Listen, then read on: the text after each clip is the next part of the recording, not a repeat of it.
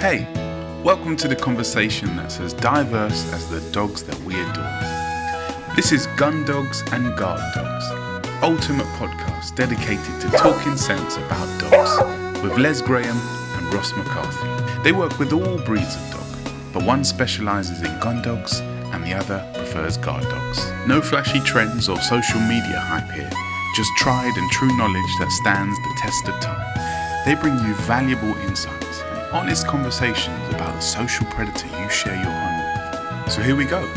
About 45 minutes of gun dogs, guard dogs, good dogs, some maybe not so good dogs, and a dash of gossip. Okay, so here we are, special guest this week. We've got Jacquie Law from Dogs4Wildlife. So welcome. Hi. Hello. Hello. It's unusual, actually. I don't normally see you, aside from at Crufts. I see you like once a year. Yeah, we get our conflab at Crufts and putting the world to rights on dog training, and here we are again. Yeah, brilliant. I'm really excited, no, Les is as well, to find out more about Dogs4Wildlife. But before we do that, can we have a little bit of info about you, like your little dog journey, where you started and kind of where you're at and what you do and all of that stuff? Absolutely. So I've been fortunate. I've been around dogs all my life. My parents had a show and breeding program for Yorkshire Terriers and German Shepherds. So I've always sort of kind of been around dogs and animals, because I was fortunate that my father was passionate about animals. So we had everything, gerbils, guinea pigs, you name it, we had it. And it's sort of like a natural progression. So I used to help train for the show ring, things like that. I got blagged by my parents. I was doing a very important job, so I was doing all that, teaching them to stand on a box and things like that. And then I left school and decided to pursue my own career, which was basically getting married at 18 and having my children. Decided to go back to university when I was about 26 and worked for a few years in retail and decided, you know what, I'm going to chase my passion. We're here once, let's do it. And carried on and went on to do my degree in animal behaviour and welfare. Started working about 20 years ago at a very large kennels that trained personal protection dogs. Reignited my passion for German Shepherds and the training side of it. And after about 2 years, sort of looked at, I want to do this the way I want to do it. And myself and Darren, my partner, set up Extremus Dog Training. And it's all sort of led on from there to where we are today. I'm really, really pleased that we're actually utilizing dogs to chase our passion, which is wildlife as well. And it was just sort of like a natural progression. And do you still, Extremus Dog Training, you still, you see private clients and you do residential training and things like that? Yeah, that's my job. Yeah. So we deal with clients every day, vet referrals, behavioural one-to-ones, basic training as well, residential training, where sometimes clients don't actually have the time and we start the process of changing behaviours for them. Then we'll spend a day with them, teaching them. It's more people training. I didn't realise how much people training there is in dog training rather than dog training. The dogs are the easy part of it. Yeah, so we still do that as well. And Dogs4Wildlife is our not-for-profit, soon-to-be charity, but that is our voluntary work. We don't get paid for that job or anything like that. That's our pleasure. Cool. So when did Dogs4Wildlife start then? How did that come about? It started about 11 years ago. We saw somebody we knew had donated some dog equipment to a not-for-profit. And we contacted them as we had a litter of Malinois at the time, and we offered to donate a puppy to the cause. They took the puppy for a week and decided that actually it was quite hard work to train a Malinois puppy, and would we do it for them? So we ended actually from that litter training 3 of that litter to go to Africa. We did that for about 4 or 5 years with this not-for-profit, and he's moved on to other things. So we were like, okay, we've now got this knowledge. And when I had that thought, we actually got contacted by a lady in Zimbabwe who fundraised for a dog for Amire. And our first dog as Dogs4Wildlife was Merwie, who we've just recently visited. And that was the beginning of Dogs4Wildlife. And it's just, again, been a natural progression. So we started off with Merwie. I think we've got 15 dogs across Africa now.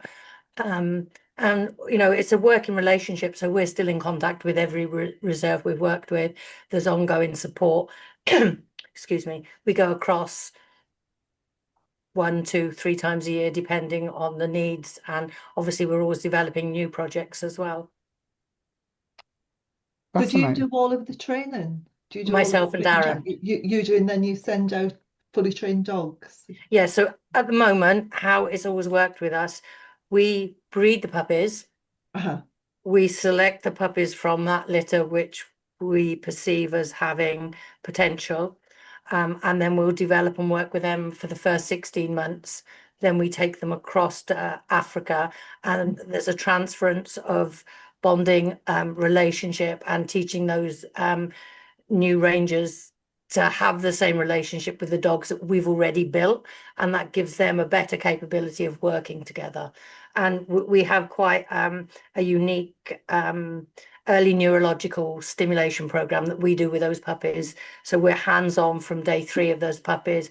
We're introducing all different things to them, getting them to use their noses more. So it's just getting all the neurons firing in the brain.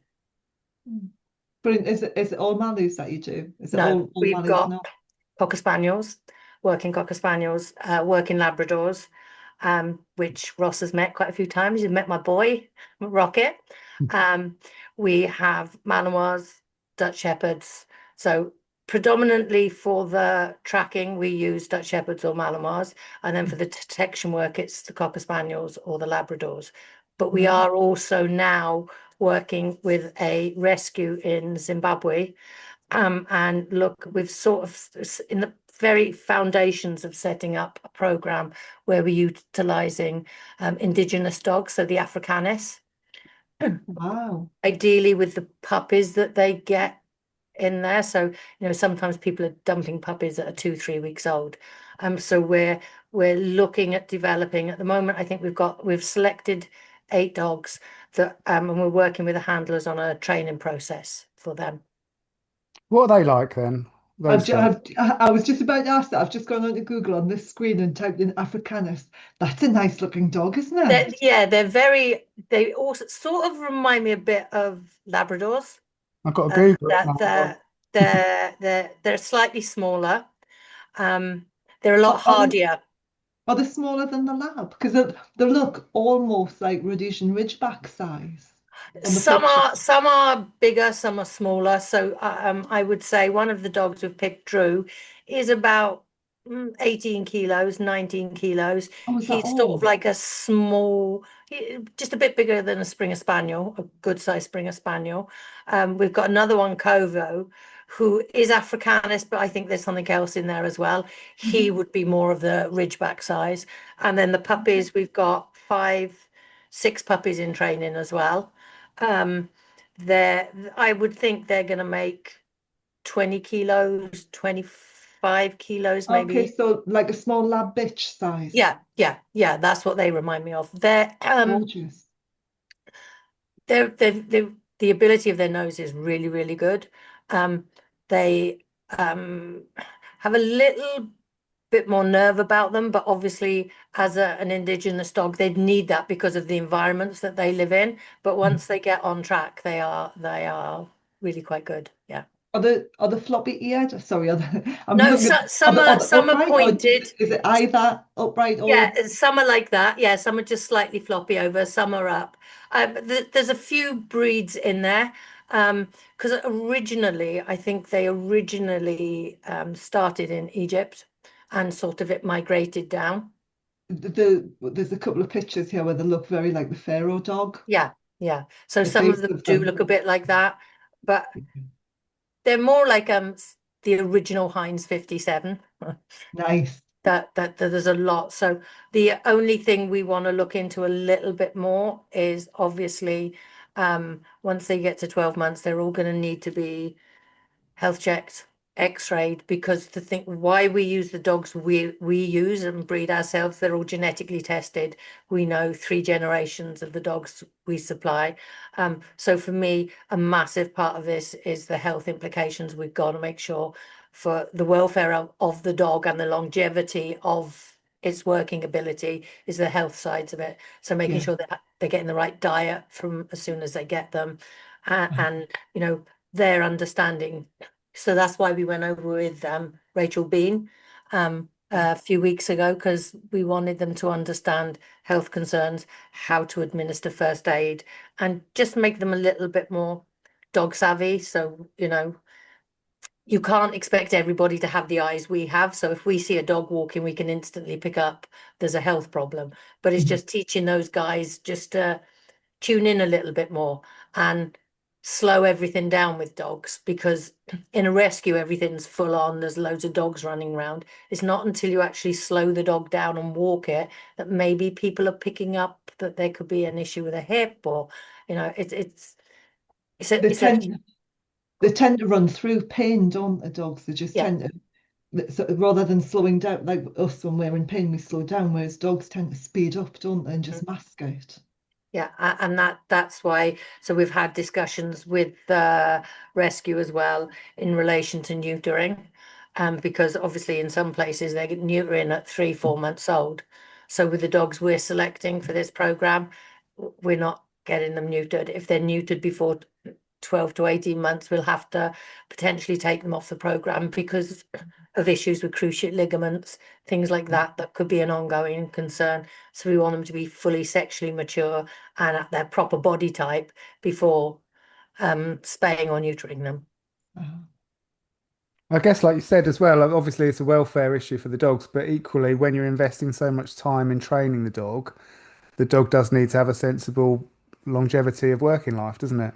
Yeah, the No. welfare is everything to us. And, you know, with sensible management, they're not going to get pregnant. They're not going to mate with another dog, because an operational working dog is part of a human team.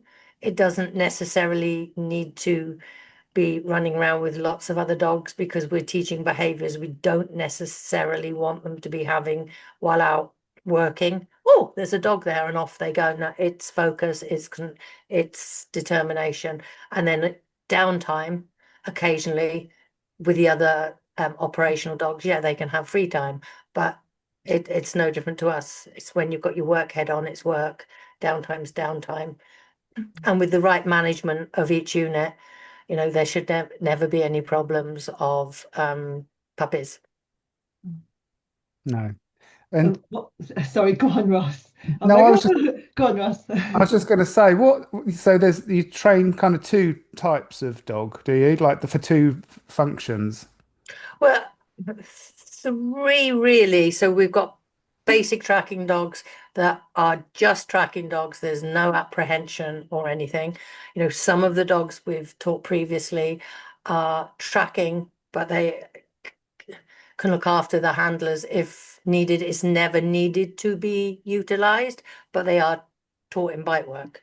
And then you've got the detection dogs, obviously the Labradors, the Cocker Spaniels, that would be at the entrances to reserves maybe, or airports, or bushmeat detection dogs. So they're out looking if carcasses are being hid for people to come back to later, or you've got dogs that can go out dual purpose on the track. They can also detect ammunition. So there's so with the big syndicates and the rhino poaching, they go into the reserves, hide the weapons first. Then when they're actually planning on going onto the reserve, they come on without the weapons, because if they're stopped with weapons, it's a much bigger problem than if they're just caught just in the reserve and they can deny all knowledge of anything. So they're taught in detecting ammunition as well. And what else are they tracking? Is it they're tracking kind of Human spore. Okay. So where there's been an incursion, that human is walking through, he's dropping, or she is dropping scent molecules, disturbance, ground disturbance. So whilst out on patrol, Obviously, the handlers know how to read the dogs as well, so that they will notice if a dog's picked up on a scent, and then utilize the dog from there. Or if they're called to where, say, for example, there's a rhino carcass, they can then put the dog on spoor, manage the scene properly. It's very similar to the UK police here. So if there's a crime scene, you manage the scene, you don't overload it with scent, so they can put the dog on spoor and then track to hopefully where the car is or to where they exited, and then the police can be involved and then try and track. You know, Shinga has, who's at Amire, recently tracked a poacher 4.5 kilometers to the village where he'd actually taken a warthog to his house. So, and that's a very good deterrent for all the other poachers in the area that she'd actually done that. That's a cool result, isn't it? She's great. Shinga is, yeah, she's pretty special dog. Maui is also on there as well. They found some poachers that were trying to take kudu, so they've stopped that. But all wins send out a message to the greater community about poaching on certain reserves. And you know, the biggest thing for me as well is the snare poaching, because that's horrific. And we've got dogs in South Africa. Dan's found over 1,500 snares now. So in my eyes, that's 1,500 animals saved. Yeah, amazing. So what are, this is a stupid question, but what are the problems that, I mean, obviously poaching is a massive deal, and the snares, I mean, well, I guess it's just a huge issue with. When we started off, when we just thought, okay, we're just donating this one puppy, it's surprising how quickly you have to learn that conservation and anti-poaching is a massive, massive thing. And there are so many elements to it. You've got community poaching, which is sometimes just people trying to survive, okay, with bushmeat, and they tend to use snares. Then you're moving on to the syndicates with the pangolin, the rhino, the elephant. That's a massive multi-million-dollar industry.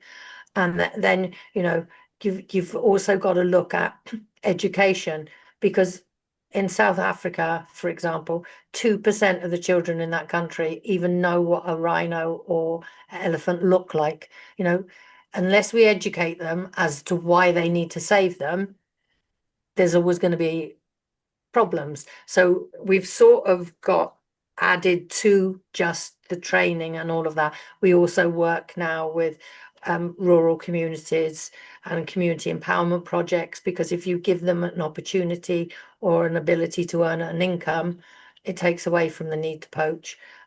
Empowering the children to value what they've got. We take people across from the UK and actually empower them not just to look on Facebook and go, oh, that's sad, and keep scrolling. If you see it, feel it, touch it, it means more to you. And, you know, once they see the operational dogs over there, they're blown away. And we've made some really, really good relationships with people from these conservation trips. It's really satisfying, I imagine, isn't it? I mean, even to know, like you said, you've saved X amount of animals, and you know. I think the greatest thing for me is actually seeing a dog go from birth. It's like with Mary, I was there the moment she came into this world, going through the training process with her and watch her flourish into the dogs that they are, and then the benefit that they're bringing to people.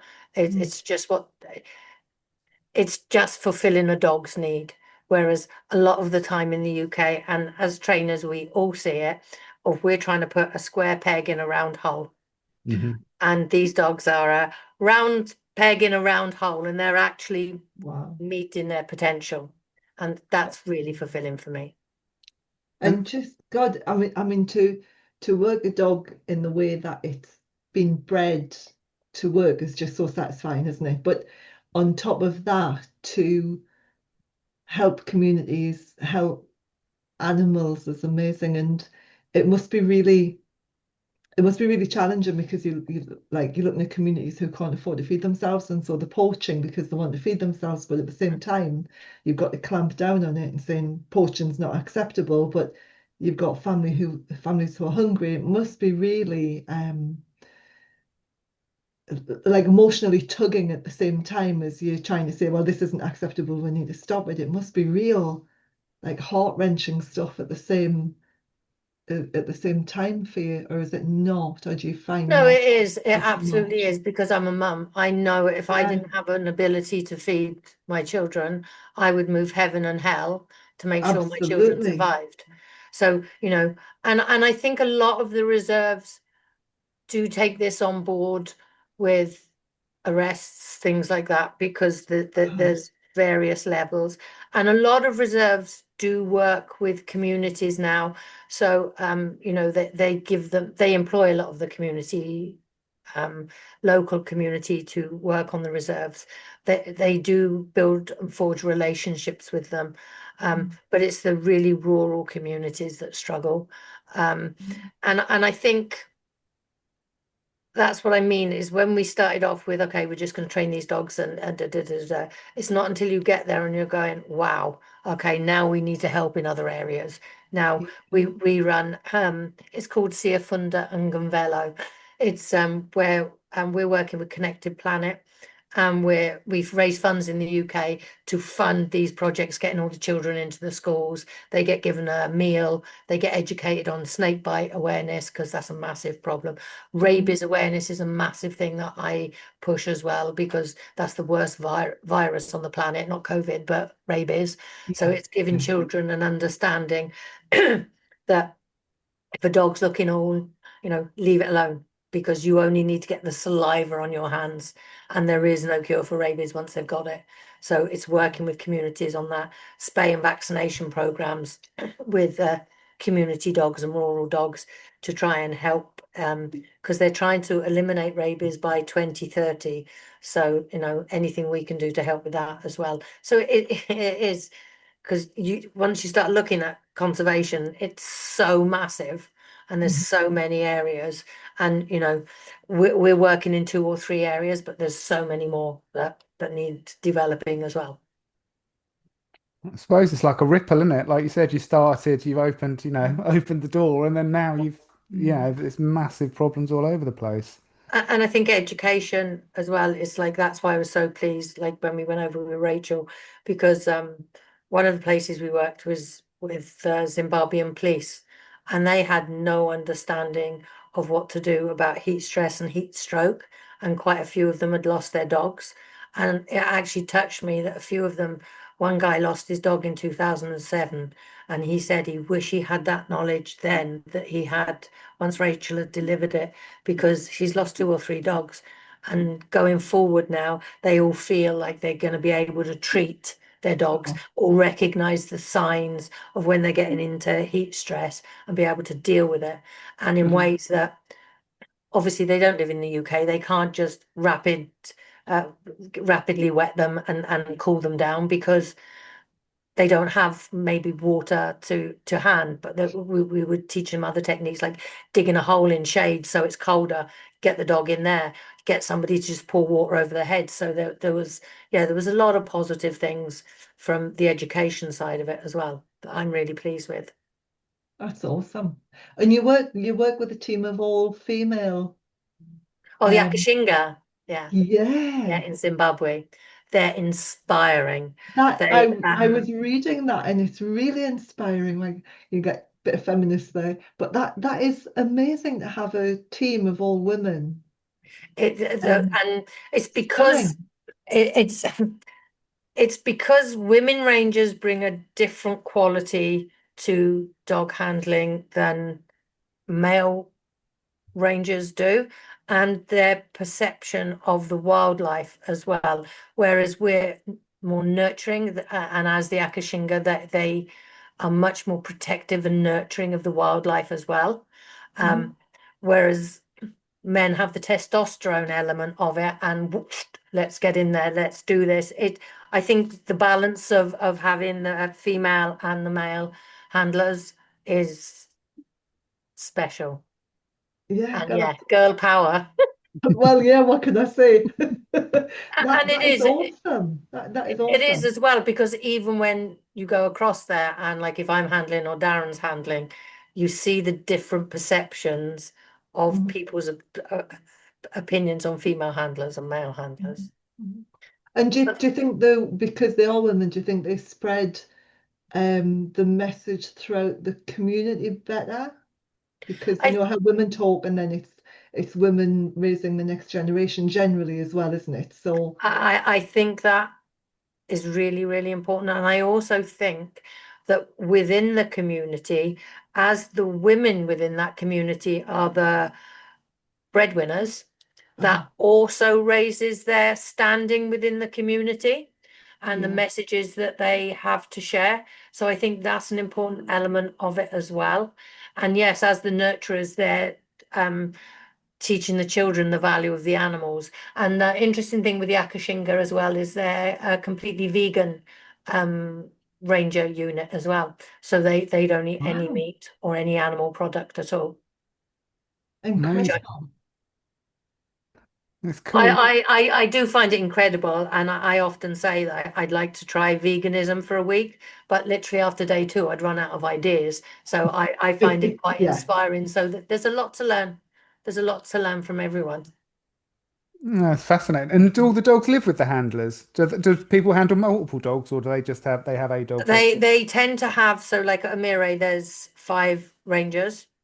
Um, the 4 of them are the daily dog handlers. Tinashe is the manager now, so he doesn't live with the dogs as he did before. But yeah, the rangers' houses are next to the kennels. They're always together. They're part of the team. That they can check on welfare, things like that. And most of the reserves that we work with, that is exactly the same setup. That's how it's Darren, I call it the Bible. So we have, because they'll ask us when setting up, what do we need? What infrastructure do we need? So we go through all of that: kennel design, kennel management, what you've got to be aware of, feeding. It's very, very in depth, because you've got to remember some of these guys have never even handled a dog, looked at a dog, touched a dog. So to go from that to actually being an operational dog handler takes commitment, takes work, and the selection process is quite hard as well.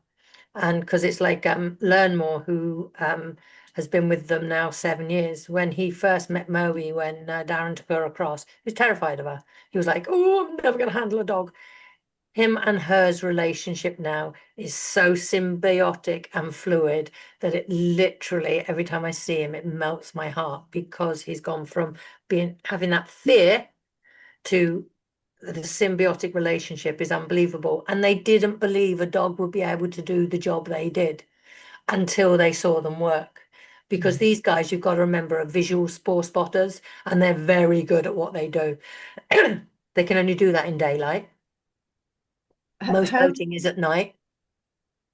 And once they saw the dog's capability with the nose, they were just like, oh my goodness. But it's really hard to teach humans to actually trust the dog. You may think the poacher's gone that way, but if the dog is telling you, follow the dog, trust the dog. mm, very Hey, good. that's one of the hardest things about tracking anyway, isn't it? You're not even Mhm. like, dog sport. You kind of you think must go this way, dragging your dog off in the wrong direction, and it's, no, the dog knows, the dog got it right. I think going shoot, because I pick up with my dogs, you really trust, you learn to trust the nose, because you go, well, such and such has been through there and picked everything up, and then you put a dog in and it comes out with game, and you just think, okay, there was nothing there a minute ago. So yeah, you really do learn to trust them, trust their instincts. It's amazing. And I think that that's one of the hardest things to teach people, is because you have to let go of all of your beliefs and what your brain is telling you, and Mm, actually work together, understand the dog's body language, understand when a dog knocks on an odor, and you just go with it, whether it's detection mm, or tracking. You read the body language, because you know the difference between on track and not on track. mm, Teaching the handlers to do a 360 so they can recast the dog onto the track. 'Cause if you do a 360, the dog's not going to miss the odor. but teaching them to understand that, how to do it. So it's not that we just train a dog and go, here's your dog. It's an ongoing process, constantly working together and developing the units. It's quite a difficult skill to teach, isn't it? If you're not, if you don't have that kind of understanding of dog body language anyway, I mean, a dog pulling on a harness, if you don't see like the slight nuances of what that dog's doing, then I would imagine it's very difficult for you to teach people that haven't had experience with dogs to now start to look at like those tiny, tiny little bits of body language that they need to pick up on. And that's what makes a good dog handler from a person that holds a dog. So Yeah. and again we've got we tend to film when, so when like we're out tracking and we're teaching it here, like if I'm handling, I'll be filming at the same time. So when we go across there, we can show the little nuances that maybe, because each dog's different as well. You've got to remember that their indication method sometimes can be completely different. So like our Bavarian Mountain Hound, when he hits odor and is on track, is completely different to say when one of the Malinois are, and understanding each dog. So I'm impressed so far that every ranger that we've worked with has picked it up pretty quickly. And you've got to remember over there it's slightly different to here because these guys are absolutely 100% committed to what they're doing and developing. Whereas sometimes in the UK, people's levels of commitment to work might not be exactly the same. Mm. That was nicely put. That was, wasn't it? It was, yeah, very diplomatic. I've had to learn that skill. What diplomacy, I bet. So, Jackie, do you do all of the training of the handlers, or do you have a senior handler over there that will mentor the rangers as when you come back? So in relation to the operational tactical side of the Rangers, Darren goes across Uh-huh. um, and works with the guys, probably a 3 to 4 week period to start off with. We'll Mhm. go back. So we go back then and there's follow-ons and sign-offs. But no, we have WhatsApp groups with all the reserves. Yeah. So we're available 24/7. So say, for example, I'll use the Mire again. Say Tinashe was struggling with something, we'll get him to record it, and Darren will talk them through the process. We're doing that with the Friends Animal Foundation at the moment with the 7 or 8 dogs that we've got in training. So every 3 days they're sending us videos of the tracks. Mhm. Darren's giving feedback, I'm giving feedback. We're working on constantly evolving and developing. And so like this year we've been out 3 times. Potentially Darren's going to have to go back out before Christmas. And then we're looking at going out probably again February, March time because there's so many plans evolving, and especially now we're linked with the rescue, we've got to make sure that we're working closely with them. And it's great with the WhatsApp stuff, but sometimes you need to feel it, touch it, see it, and read Yeah. energies, because that's another thing I find hard to teach people is like the Energy. 3 of us actually will pick up on the energy of the dog like that, Mhm. right? But it's not a skill that everybody possesses. So Yeah. it's trying to get people to read the energy or look if there's a problem happening, why? Break it down, go through a systematic approach. What happened before the dog came out the kennel? What happened the day before? They have to do the investigations, not just, oh, the dog's having an off day. Mhm. Is Quite there good. any like poisoning and stuff of the, like attempted poisoning things of the dogs? Because obviously they're like a fly in the ointment for people, aren't they? If they're not. All of the dogs we teach, we try to teach to a degree food refusal. So the only way food comes is from hand. Yeah. So they don't scavenge from anything. And to be fair, don't forget most of the dogs where the dogs are there around, the rangers are there as well. Mhm. So you'd have to be pretty silly to come in to try and throw food in to poison them because the rangers are going to be there as well. So And the moment those people are going towards, the dogs are going to kick off anyway, that someone they don't know is there. So no, we touch wood, touch everything, have never, ever, ever had any incidents of attempted poisonings. But that is again something we, with kennel management, kennel design, most of the time those kennels are in the middle of a reserve, and these reserves I'm talking are huge. So somebody's going to have to travel quite far to get in there in the first place. So they're probably going to be detected before they got there. And again, a lot of people say about dogs being shot. Most of the time the dogs are being utilized first thing in the morning, last thing late at night. Those dogs are moving at quite a speed, and they're with the formation of the rangers that do have armed guards. So you'd have to be a pretty good shot when a dog, because the dog doesn't just walk in a straight line. It's, we've never had any incidents, again, touch wood, of any incidents of anybody trying to shoot at the dogs or again, but it's the formation and how they operate as a unit that gives both the men and women the safety with the dog as well, because you've got armed rangers there. No, it's good, isn't it? And how do you excuse me, funding wise, where does your money come from, and how do you know? We go out and externally try and source funding. So that's from we do adoption packs for the dogs, so people can adopt one of the dogs. We put on auctions. We get funded. In fairness, we've got some companies that do fund us monthly. Essentials Dog Food funds all the food for the dogs that we have in the UK, and they also actually work with the fund the Akashinga as well. So Essentials has been very beneficial to us. Fatizo raises money for us, so they give us a percentage of every machine that's sold with our discount code.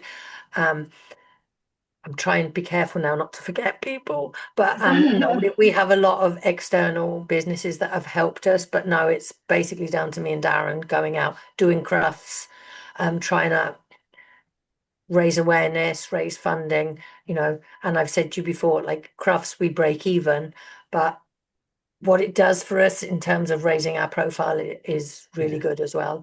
So the conservation trip we run, although we do it very cheaply, that brings in some funding. So we're always looking. Our social media lady is always reaching out and trying to raise funding. So yeah, it's down to hard work. Yeah, and people can sponsor your dogs and stuff. I saw Yeah, they can adopt. So we'll use Dan or Shinga. It's £30 a year, and then they get a quarterly update on what the dog's doing. They get added to the newsletter so they can see what's coming up, what's happened, the school projects. And in fairness, when I put out that we were going to Zimbabwe last time, Pet Remedy sent us a load of equipment. Bugalug sent us a load of shampoos. Being careful not to forget anyone again. Fatizo, Lucillin were amazing. They've sent us a load of stuff, and it doesn't seem much to people here, but over there in Zimbabwe, just to be able to treat bites and just understand, just clean it up, spray it with Lucillin, it will heal. Fatizo for wound care, things like that. It means massive things. So I can't thank. I got to be honest, Ruth at Fatizo has been supporting us for about the last 6-7 years. I met her again at Working Dog Conference. So we go to the Impact Dog Conference, and that's where I met Ruth. So it's networking, reaching out, doing things. So, and again, through the CFBA, that's how I met Rachel, and we started talking at crafts, and that's how we developed that this year. So yeah, it's networking and people getting on board and actually seeing the bigger picture. yeah. Because you can't have, if you want to work with conservation dogs, this is all about collaboration. There is no room for egos at all, because it's not about us, it's about the animals. I suppose you do a program where people can come out, don't you? Yeah, we did that in August this year, it was quite a few dog trainers came with us as well. Mm. And they actually got to see the dogs tracking out in action. We did dehorning of a rhino. So Wow. actually what the funding goes towards and how we're also helping take away some of the problems, because if the rhino hasn't got the horn, it's not so Not appealing. gonna be, yeah. I know it's controversial, but as far as I'm concerned, if they haven't got the horn, Well, they can't be poached. it's prevention, isn't it? Yeah. It's just And hideous that you have to do that, isn't it? You know what I mean? It's just, I suppose, hideous that you have to do all of this stuff. But I mean, when you're thinking that people are just so vile at times. Mm. it's horrendous. In 2019, when we went across, one of our dogs was being deployed to a reserve in South Africa. The poachers had been the night before we actually got to the reserve, and they'd shot a 25-year-old male bull. But unbeknown to the poachers, it had gone straight through him and into the stomach of an 8-year-old rhino. Now he'd run off into the bush, so we got there to a poached rhino. He still had his horn on. He was only 9 years old, and I will never, till the day I die, forget the horrificness of that, and actually what it done to the reserve owner, because we've all got an undying love for our dogs. They are our lives, okay? But our dogs, if we're lucky, get to 14, 15. This rhino's 25 years old. That guy had lived with that rhino. He was 32 at the time. He'd never not known that black rhino being there. And to see the pain that he was going through was horrific, horrific. And for what? For a bit of fingernail, because that's all rhino horn is. Mm. It's keratin, it's fingernail. Okay, yeah. And I think as horrific as that was, I think sometimes as well, everything happens for a reason, and we were meant to see that, to Mhm. ignite that within us as well. So yeah, it was Mm, horrific. Mm. horrible, awful. Um, just before we go, then I've got two questions. I don't know if Les got any more. I want to know about your excursions to the zoo because I've seen you all at the zoo. Like when you're going, because you've got a local zoo, haven't you, that you take your dogs to get them used to like various animals and stuff. We do desensitize them to the sights of like lion, rhino. Giraffe. Um, we actually got to West Yorkshire Zoo as well. That's a much more open zoo. We have been to Folly Farm Zoo as well, and get them for me as well, getting them in there as soon as their second vaccination has kicked in, desensitizing them so it's just part of the environment. Giraffes, everything that they're going to see, it helps once they get over there because it's still the same, it's nothing big. So Mm. we desensitize them to everything. We try and put as much gun testing. So, when their little puppy's 6 weeks old, Darren's got what are those little orange guns, Got to joking one. start a pistol. That's the ones. So we'll feed them with that going off above their head. So we're creating an association that gunfire means nothing.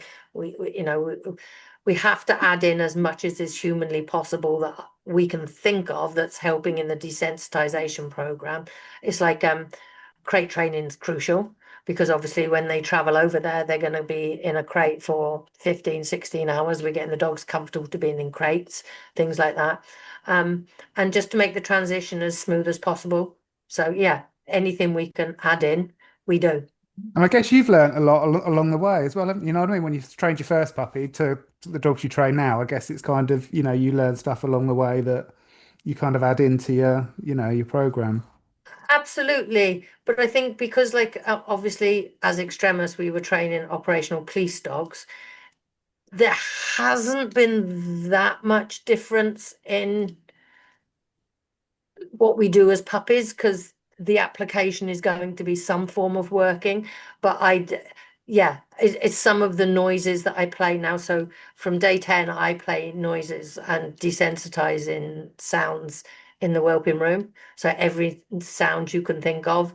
But now, obviously, I add in African noises. So I'll have wildlife, things like that, that they're going to hear once they're over there. So I get the brain used to that from day 10. So there's always something. Yeah. And every dog teaches us something. Every single dog we train, and if it didn't, we wouldn't be good trainers. We're always adapting, learning, I know you're the same, Ross. You're always absorbing information and, you know, okay, how can I utilize that into my training? And yeah, it's I love it. I love it. You I No, just buzz off it. Yeah. no, it's brilliant. I guess the only difference between sort of operational police dogs, you don't have to do too much around giraffes for them, do No, no, not really. But maybe the odd horse. But you? uh and I think without being disrespectful, the level of control with the operational anti-poaching dogs is quite high because they have to be the gold standard. Hmm. Hmm. Yep. Yes. Indeed. That's kind of passed me by a bit by the looks on your faces, which nobody else can see. So I'm like going, oh, I'm going to have to ask a question when we stop recording. Yeah, we'll do that afterwards then. Yeah, indeed. Want to get in trouble with the police, do we? Mind you, most police dog handlers would, There I'm saying you nothing. No, you already did say things. I didn't. What did I say? I just said the level of operational anti-poaching dogs has to be quite high. Yes, no, which is Yes. essential, isn't it? What's your Bavarian Mountain Hound like? That's my final question for you because I've seen him at Crufts, and I thought you trained a few of those actually, but have you just got the No, one? it's Nkosi. He's on the verge of being deployed to Bonamandzi.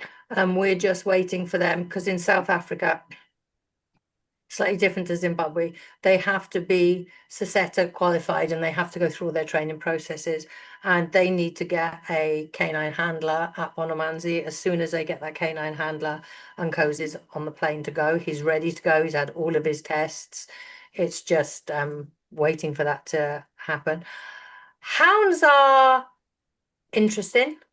Um, their Oh. motivations and drives are completely different to obviously a lab, a cocker spaniel, um, Malinois, German shepherds, pretty much most other dogs. Yeah. But it's working out like on Cozy, all my dogs yellow ball is life.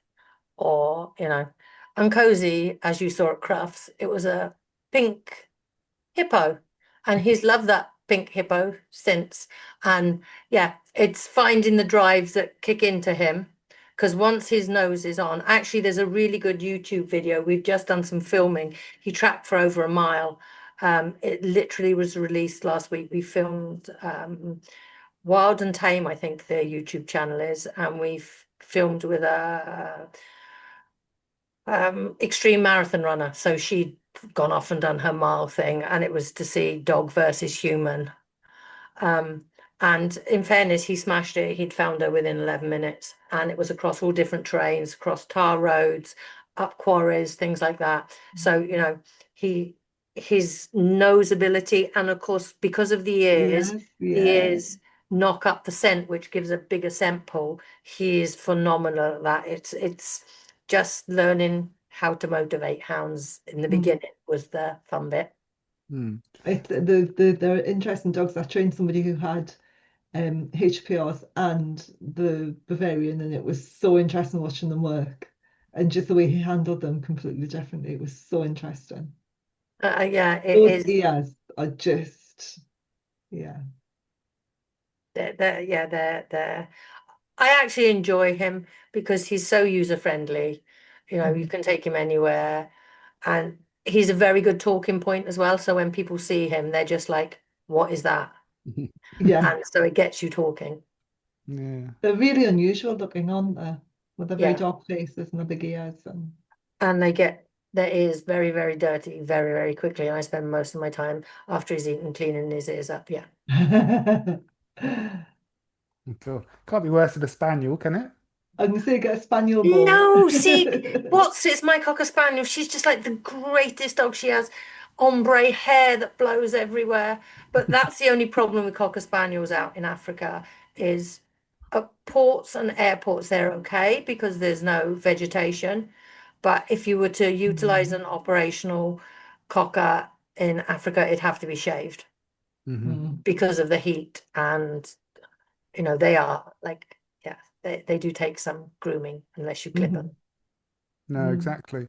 And I said that was my last question, but there's not this one Yes. more. What do people apply to be a dog handler, or they're just kind of selected because you need a handler, or people are interested and want to do it?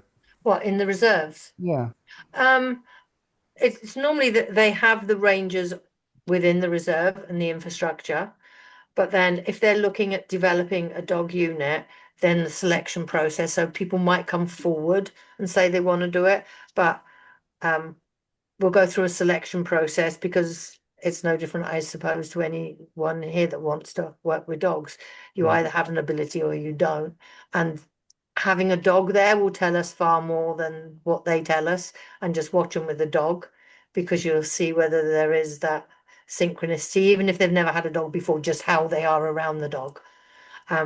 So yeah, it's just a selection process. It's not that people apply externally, it's from within the ranger pool that they have there. Yeah. Oh, cool. Fascinating. And where do people go to find out more about Dogs for Wildlife, or if they want to donate anything or whatever? Where's the best? If you can go on to we're all across social media, so we're on Facebook, Dogs for Wildlife, Instagram, Dogs for Wildlife, our website, www.dogsforwildlife.org. We're on LinkedIn, and even now TikTok.